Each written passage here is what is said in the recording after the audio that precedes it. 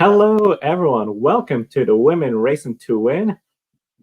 Definitely excited to have you on the show today. Be sure to comment, like, and subscribe, especially in the chat room. We'll love to answer your questions on the air. With me, Daniel from Racers, the Girls Behind the Helmet. I'm Joe Samriego. Definitely have a lot to talk about today. We'll start with Formula 3 Asia and the racing going on this past weekend. Hello, everyone. Good morning from the US, and good evening if you're on this side of the Atlantic. You said it right, Joe. We had the final race weekend of the year for Asian Formula 3 Championship last time around. The series was back in Abu Dhabi after they had a 5-event calendar going back and forth from the two Emirates' biggest cities, the Dubai Autodrome and Yas Marina Circuit, which is also the home of the Abu Dhabi Formula 1 Grand Prix. We had, of course, the two female races on the grid of the Formula 3 Asian Championship this year.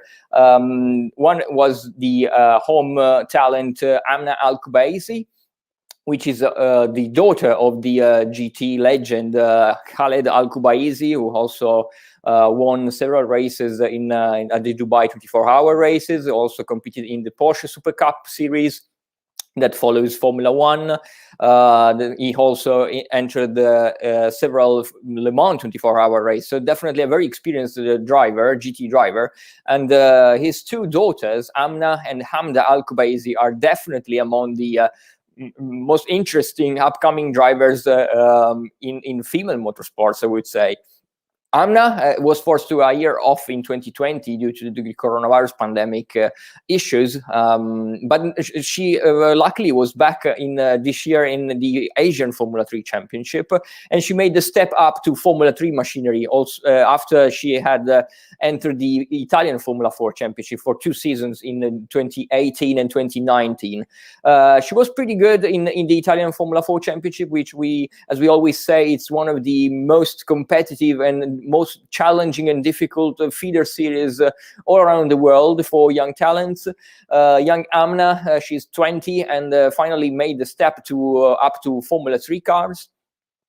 In the Formula 3 Asian Championship this year, there was a huge grid and a very, very competitive one, because most of the drivers that will be racing in the most important Formula series in Europe, like for instance the Formula 2 Championship, also the FIA Formula 3, and also the Formula Regional European Championship, all these kind of very, very important series. They were back on track in the Emirates for a very, very interesting season. Hamna had quite a difficult start of the championship, because of course it was her first year in Formula 3 cars. The grid, the competitive levels in the Formula 3 Asian Championship was very, very high. There were 4 Formula 2 drivers, for example, but still she made huge progress throughout the season. She made a lot of improvements, pace-wise she really progressed through the races. And I would say that especially at Yas Marina, which is her home track, she has shown a really good speed. She came from a weekend in Dubai where she had slightly injured her end. We know that it's very common for these cars, especially in these Tattoos Formula 3 cars. They have a very heavy steering wheel, and as soon as they made contact, wheel-to-wheel contact, it's very easy for the steering wheel to snap from the hands of the driver, and they easily get injured. We have seen Irina Sidorkova, who is also the second female driver on the grid, the young 17-year-old Russian lady from the region of Karelia in Russia. She also had a similar injury towards the beginning of the championship, the Formula 3 Asian Championship. Luckily, she missed one round, but luckily she was back in round 4 and also made more progress in round 5. So both Amna and Irina were not at the top of their physical shape after these kind of injuries, but they were back on track for the final round at Yas Marina circuit. In the first race, Irina was P14, which again, after all her injury, it was, I think, a very, very promising result out of a huge 22-car grid. And Amna was P16. Hamna had a more challenging race. She was, I think, she had a spin in the first couple of laps, and then dropped to the back of the classifier, and she then started to fight with her father, Khaled, who joined the championship at round 4 for Abu Dhabi Racing by Prema. They battled on track, and Amna got a little bit stuck behind her father, who was a little bit slower, so she kind of lost the rest of the pack and finished P16, even though she ultimately made the move on his father towards the end of the race, of the first race. Into the second race, though, it was, I would think, the highlight of the weekend for both of the young ladies. Hamna had a massive start, had a huge start, and a lot of drivers were going off the track. They were cutting the chicane. So we all know that Yas Marina circuit has these huge runoff areas, tarmac runoff areas. So it's very easy once you go off the track to cut the chicane, and then it's always tricky to give the positions back and to restore the correct order, and then to avoid potential penalties for track limits. This is what happened in the second race of the weekend in Yas Marina, when there were a lot of drivers cutting corners, some more going off, some other tagging the other competitors and spinning on track. So Amna managed to avoid all the accidents unfolding in front of her, and she once the dust settled, she was P9. So definitely a very, very important situation for her, that she never had found herself so high up the order before in these 2021 Asian Formula 3 Championship. But then she really had the pace, and despite a safety car, she when the race was restarted, she was very good on pace. She was still in the mix, and actually she managed to pass another driver in front and went up to P8. And she maintained the position up until the very, very last laps of the race, when unfortunately she received a penalty for a lap 1 incident, for a track limits incident in lap 1. A replay showed that she went off at turn 8, but then again there were so many drivers going off that it was very difficult to understand what her position would have been once she had rejoined the track. And this is why I think it was a little bit of a controversial penalty, because nobody else got penalties, and despite in the previous rounds there were many similar penalties that were always like 5 seconds or 10 seconds penalties for the very for the most obvious incidents. Amna unfortunately got a drive-through penalty, which really, really destroyed the race. Once she had to go through the pit lane for her penalty, she was back into last position. And then she actually had a rear wing failure on the final lap, so she could not finish the race. It was very, very unfortunate for her, because a P8 or even a top 10 position would have been a massive improvement for her. Also on getting points, there would be a massive morale boost as well for Amna.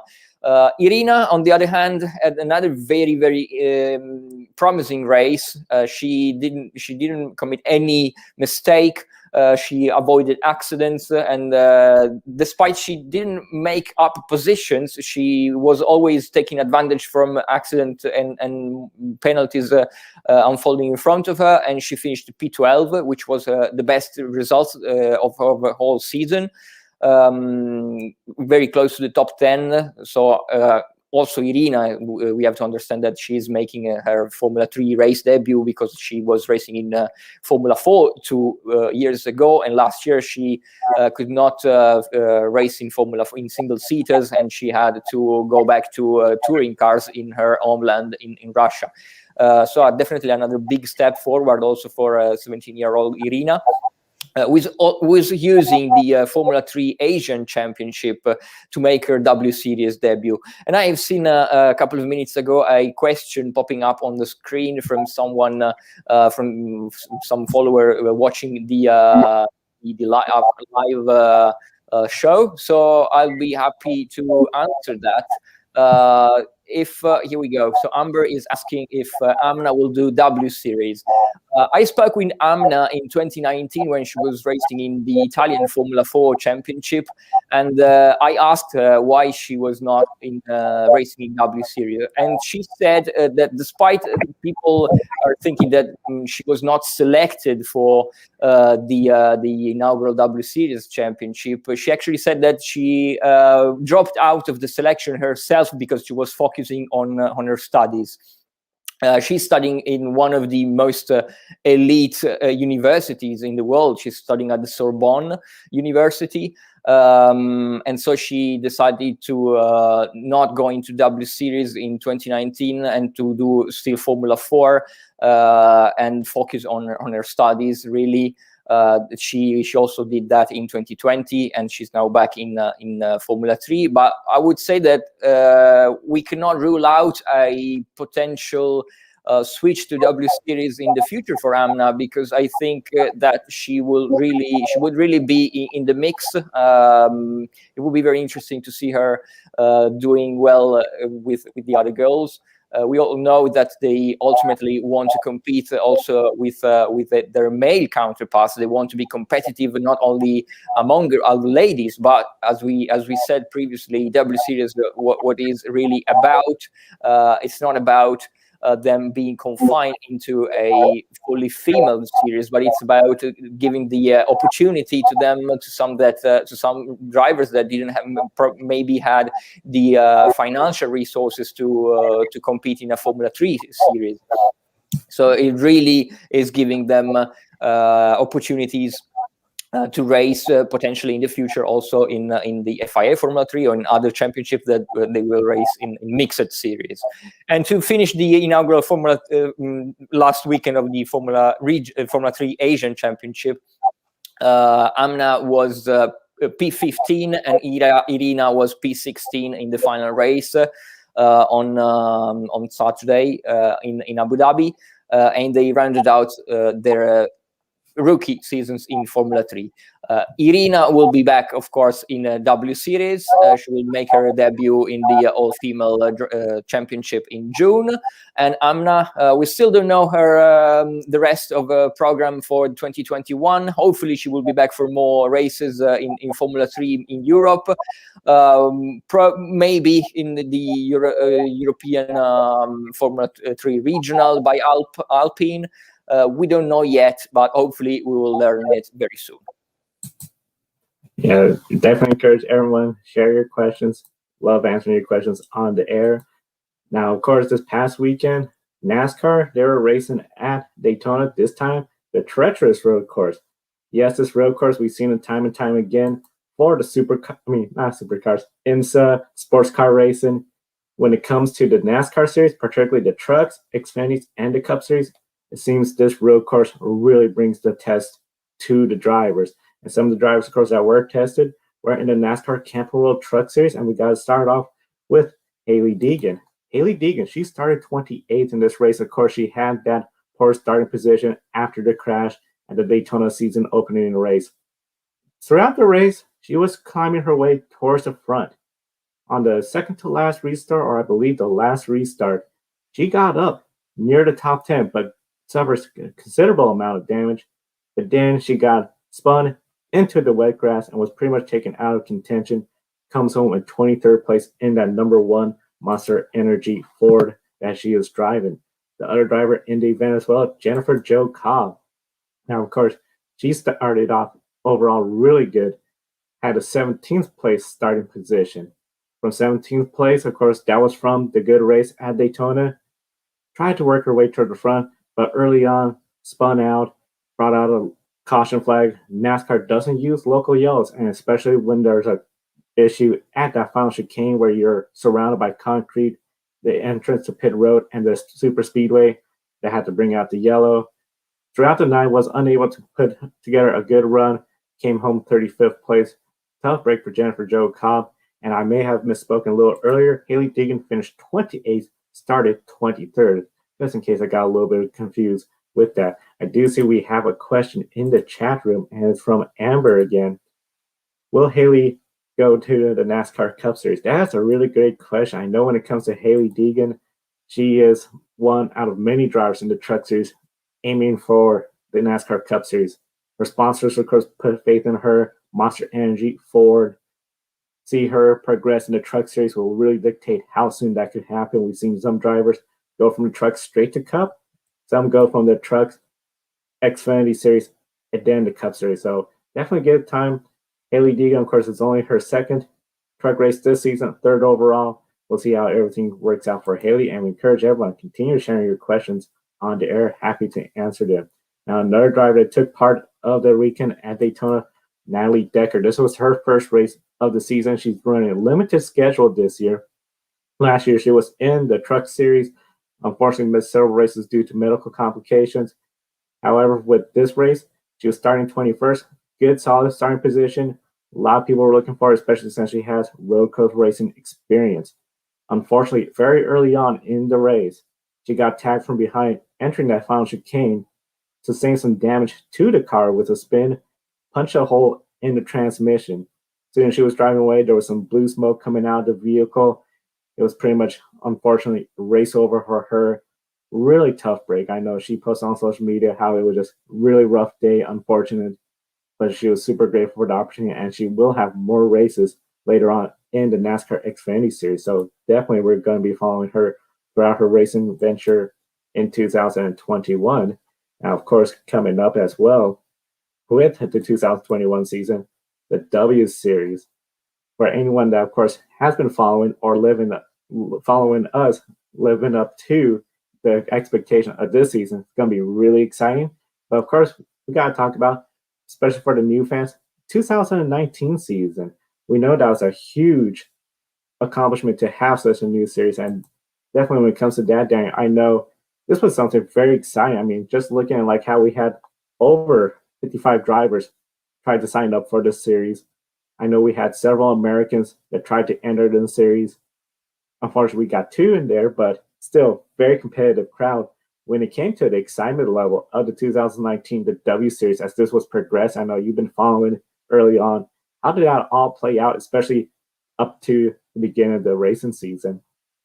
Well, that's a great question. Of course, we, being an advocate for female drivers, the birth of the W Series was a really interesting step-by-step process to follow for us. I would say that we were not 100% convinced about the ideas behind the W Series because, of course, we came from years and years of advocating for women in motorsport and saying that they were perfectly able to compete against the men and in mixed series, and that was the ultimate goal. And when W Series innovated with its concept, I would say, I have to be honest, I was not completely sure about that. But then I followed every race. I went on track. I spoke with the drivers. I spoke with Catherine Bonmure, who is the CEO of the series, with all the personnel behind this revolutionary concept of motor racing. And I have to say that they completely changed my mind. And also, as the race went on, it was unfortunately a very short calendar. There were only 6 races in 2019. Was still very much a startup. But yeah, as I said before, the W Series became very clear early on that it was about giving chances to drivers that some of them we knew them personally even before the W Series. I'm speaking, for instance, of drivers like Alice Powell. We had been following her since her days in GP3.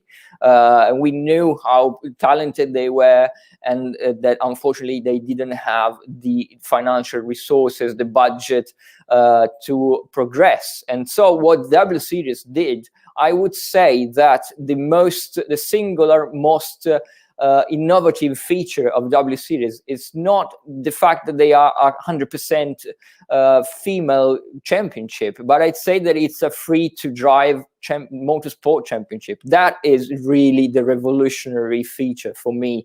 The thing that they are all women, of course, it's important because once they've got this opportunity, this experience, they can move on and go to race in a mixed series. And this is what we are already seeing with drivers like Alice Powell, like Jamie Chadwick, like Bijtske. They all got important opportunities after just one season in W Series.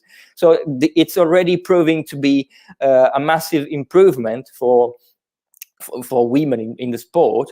And going back to the 2019 championship, I would say that the first race was probably one of the most important moments in Hockenheim, when under the rain, Jamie Chadwick dominated all the sessions, took pole position and won the race in great style.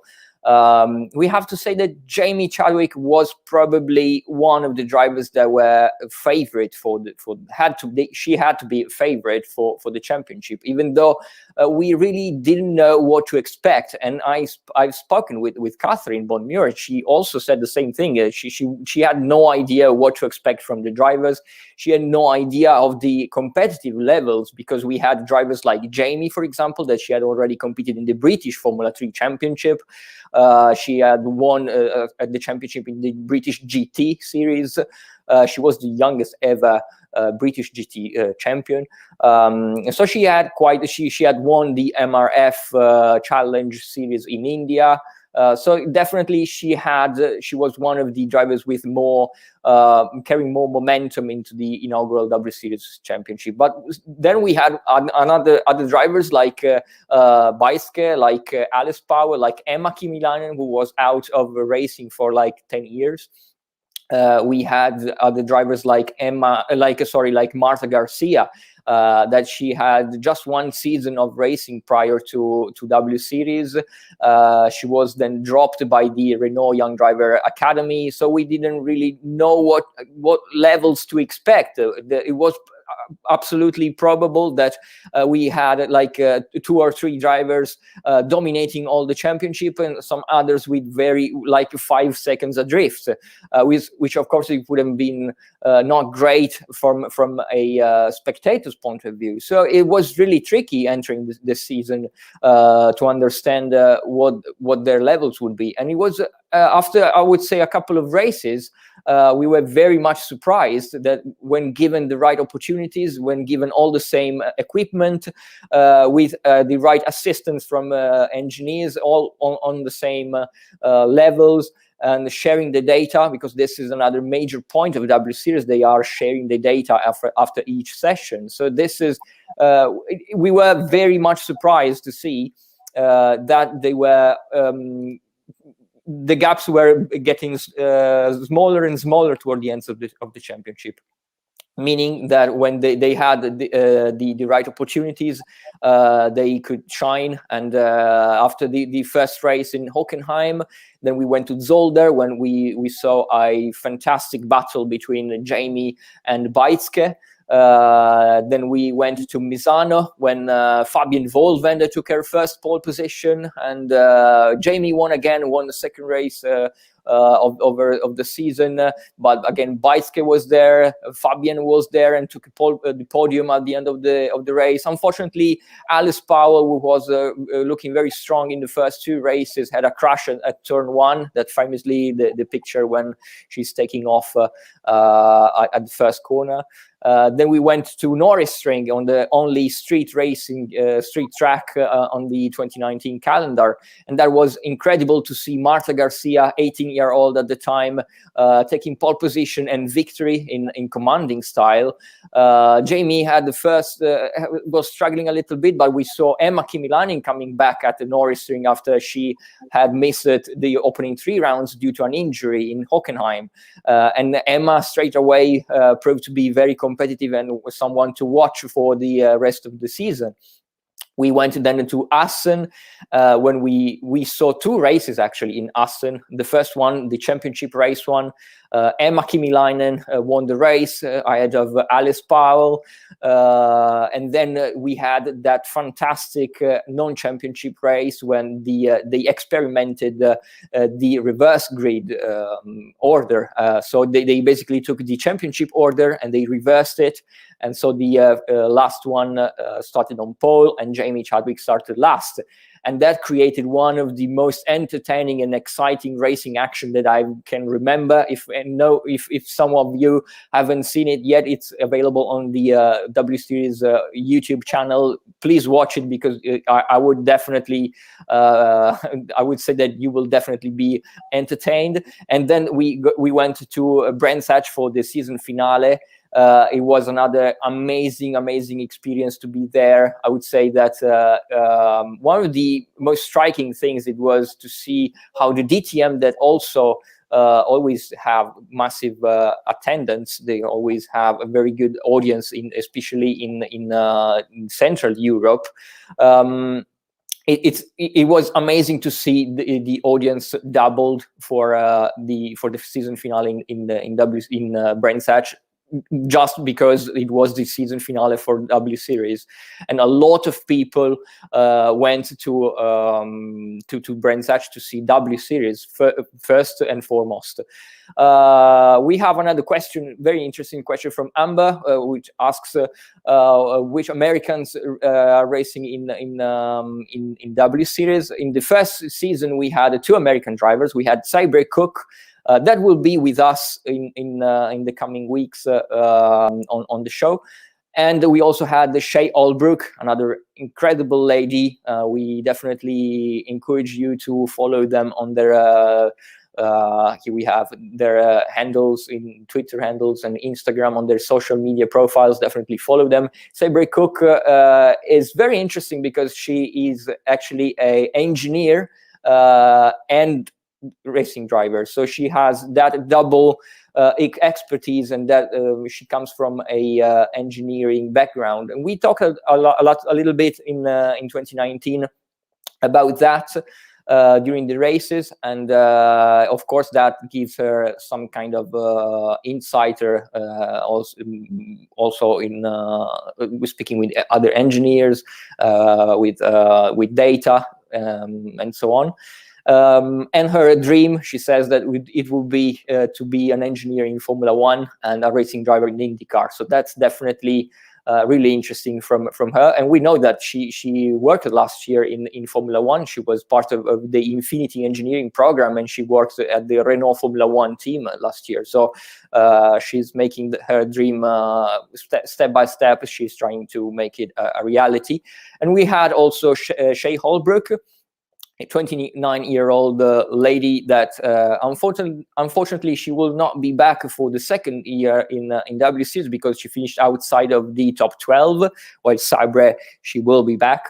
But Shay, it's really interesting to see that she actually is starting her racing team. So she's not only a driver, but she's also a team manager, a team owner now.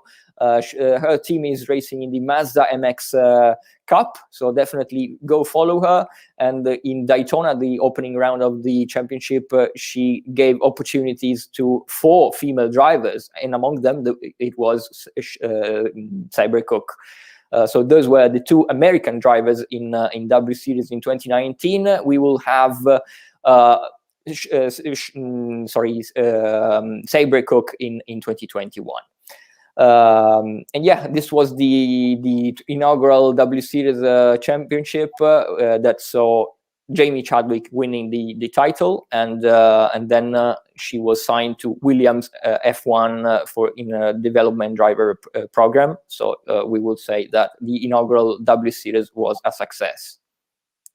A big success. I know it was really exciting, especially I would agree when I first heard about the new concept. I had the same concerns as well, but then seeing how it had all turned out, this really gives all the female athletes a platform to demonstrate what they could do out there on the track, open more doors for them, and it's been really exciting. I know that championship, Visser, Chadwick, both of them win podiums often, only 10 points between first and second place. Super exciting, and definitely encourage everyone, be sure to tune in to the W Series.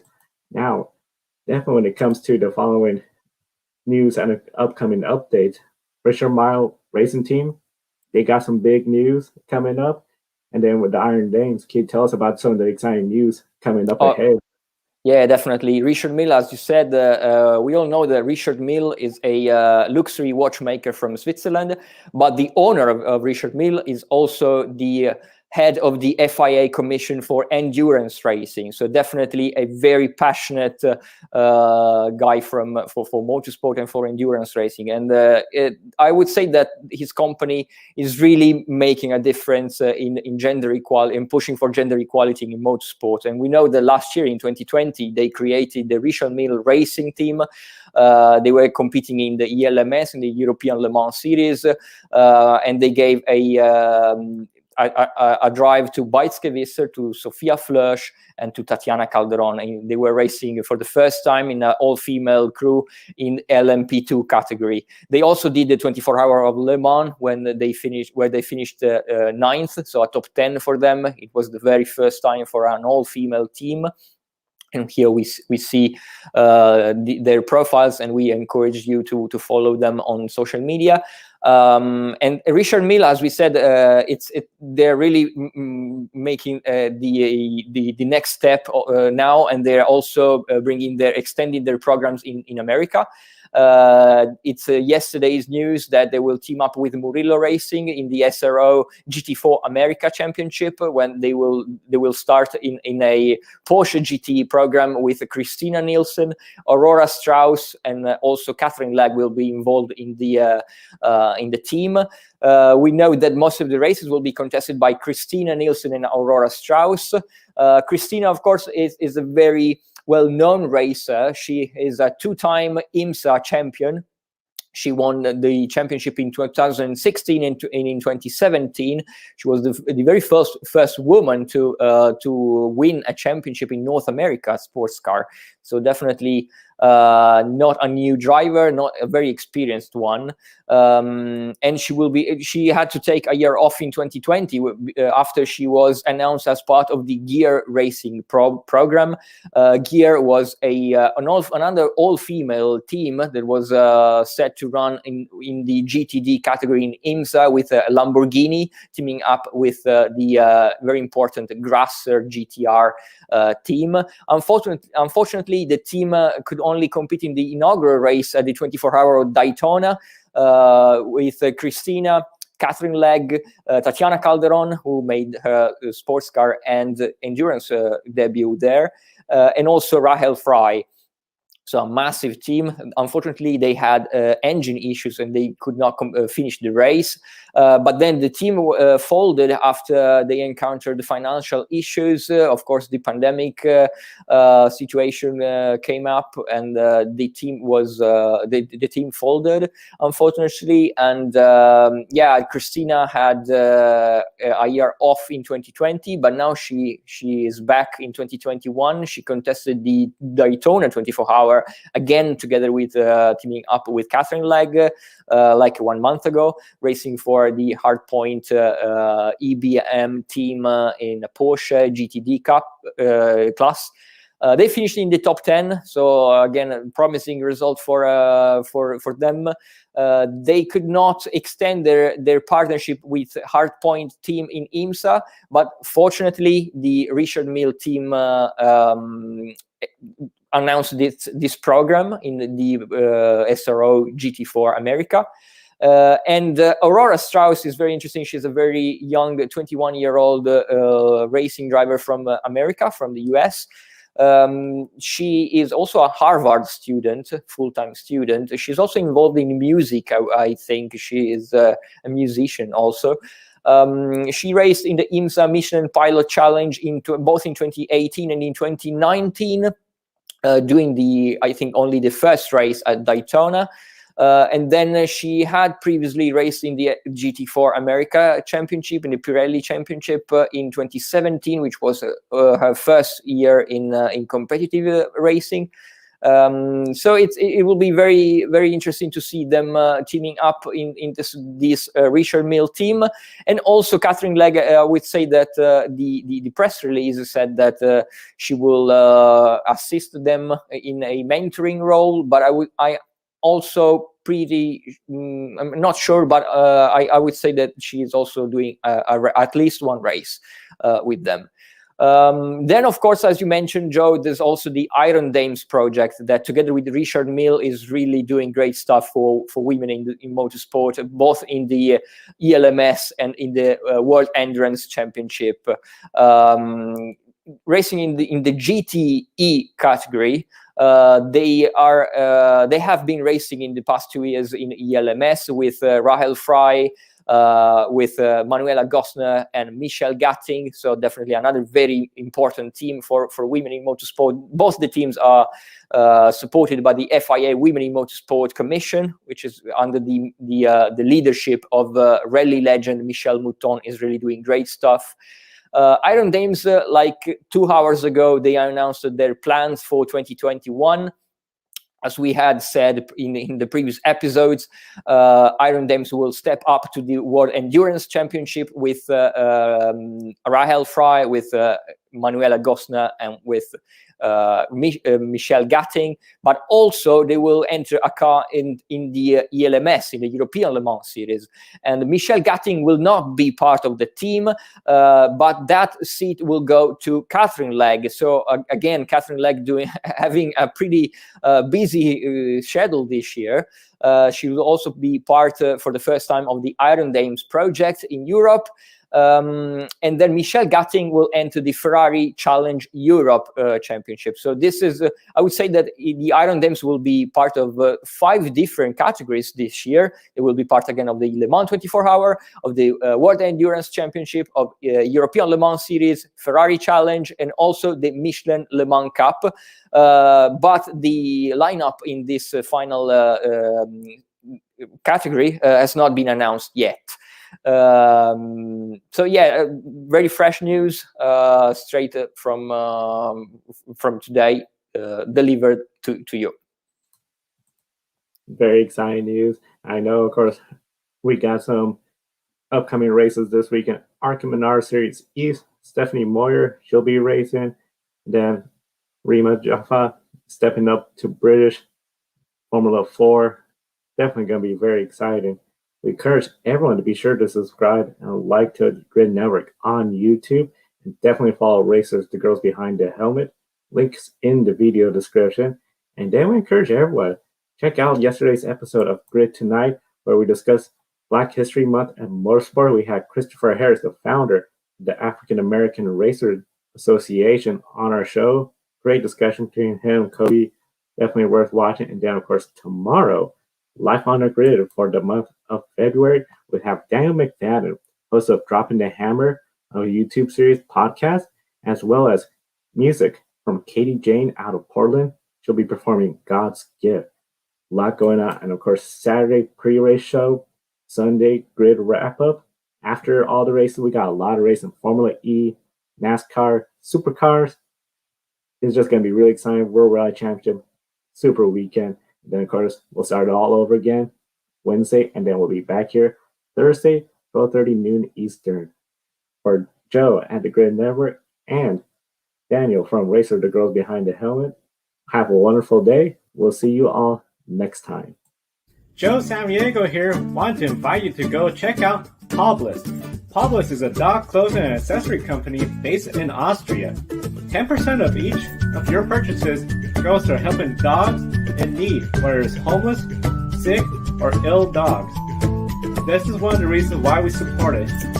Kiska here is a rescue dog from rural Alaska and our grid office dog. We care about our furry buddies, and we know you do as well. Definitely check out pawbliss.com. There's a link on the video description, and by clicking on that link, you get a 10% discount on your purchase as well.